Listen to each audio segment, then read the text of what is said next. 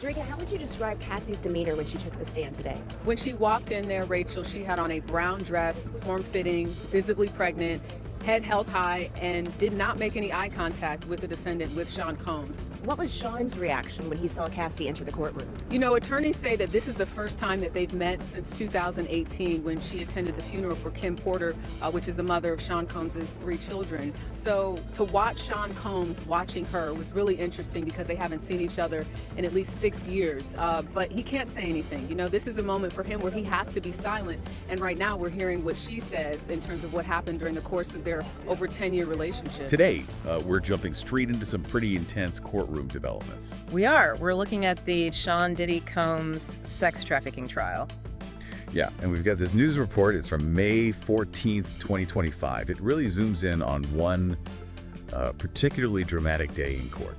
It really does. And what jumps out immediately, I think, is the contrast. Just a stark contrast. I'm sorry. Well, you've got Cassie Ventura, who used to be with Combs, giving this really powerful emotional testimony, according to the report. Okay. And then at the same time, Combs himself does something, well, very public, a gesture. Right.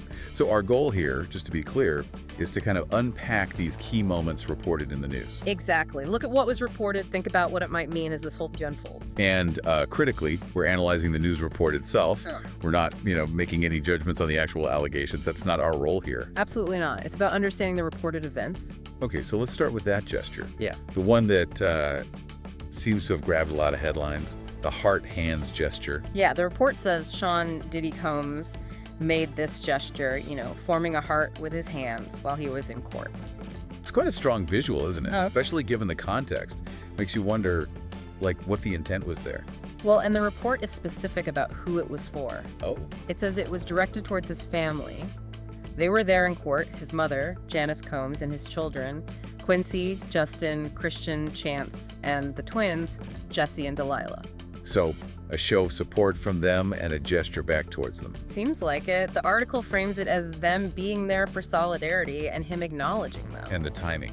The article really stresses this. It wasn't just any moment. No, it apparently happened while Cassie Ventura was actually testifying. Wow. Okay, that's the contrast you were talking about. Exactly. That juxtaposition is right there.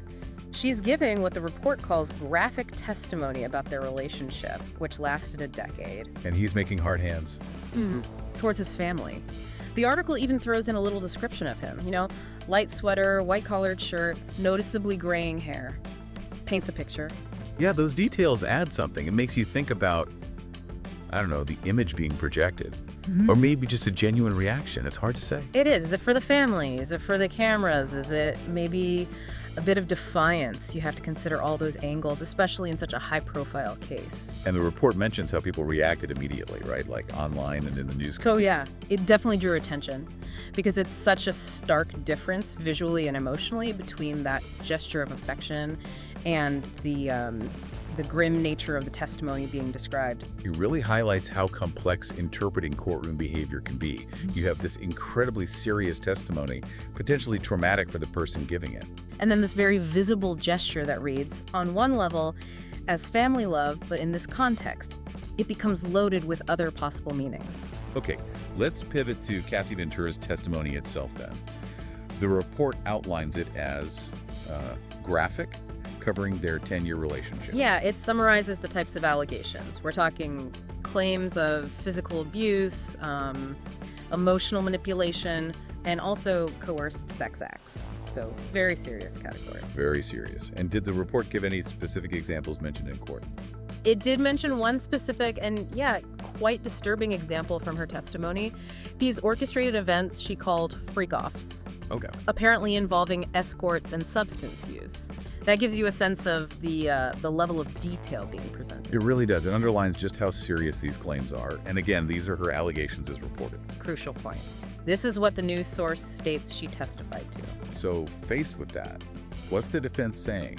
How are they responding? The report covers that too. Yes, it does. According to the article, Combs' legal team has actually acknowledged past domestic violence. Oh, interesting. But, and this is the key part, they strongly maintain his innocence on the current federal charges. Which are specifically sex trafficking, racketeering, and prostitution-related offenses.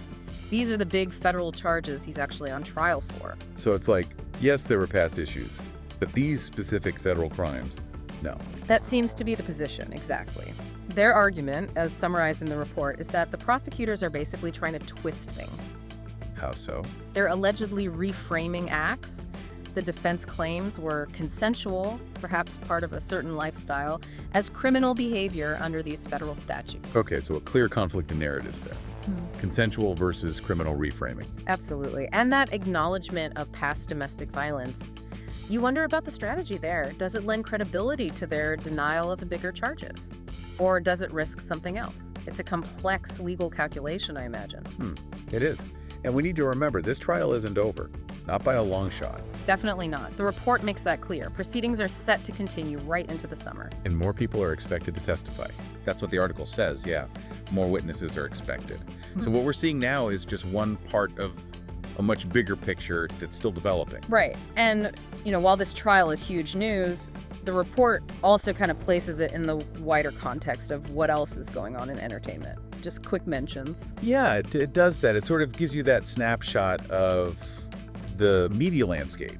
Like, okay, while this serious trial is happening, people are also talking about. Like Practical Magic 2 getting a release date. September 2026, apparently. Right, or that lawsuit against Smokey Robinson, serious allegations there too, sexual assault and harassment. Also, YNW Melly asking for pretrial release in his double murder case. And then later stuff like rumors about an Elden Ring movie. Terry Diller coming out as gay. News about a Spring Breakers sequel. The Wicked for Good poster, the original film getting a re-release. Ashley Tisdale's daughter getting into High School Musical. It's quite a mix. Oh, and the Andor Season 2 finale apparently connecting to Rogue One. And Justin Bieber teasing some kind of joint venture with Hailey Bieber. It just shows you the sheer volume and variety of news competing for attention. It really does. And seeing the Combs trial details next to, Practical Magic 2 is jarring in a way. It underscores the bubble these things can exist in. The report also mentions there are related articles focusing more deeply on Cassie's testimony specifically. Okay. And probably on the different narratives being presented. Presumably, yeah.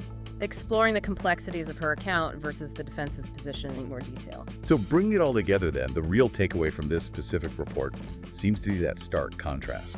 Absolutely. The weight and emotional power described in Cassie Ventura's testimony with these incredibly serious allegations. Happening at the exact same time as this very public, maybe interpretable gesture of family affection from Sean Combs. That's the core tension the report captures. The gravity of the accusations versus that visual display in the courtroom. And just to circle back to our aim here for this deep dive, we're really just trying to understand the reported events. Exactly. What happened according to the news source, the different sides being presented, not taking a stance on the allegations themselves. Our role is just to analyze the information available, the reporting itself. Precisely. So for you, the listener, thinking about all this, it really leaves you with the complexity of it all, doesn't it? Trying to interpret moments in a courtroom, especially one under such intense public scrutiny. It does. You have the legal process, you have deep personal histories, emotional displays, all colliding in the public eye. What does it mean when all that intersects? When a personal gesture happens right alongside testimony about alleged trauma? Yeah, it raises a lot of questions about perception, intent, and how we process these high-profile cases with so many layers at play. Definitely something to mull over.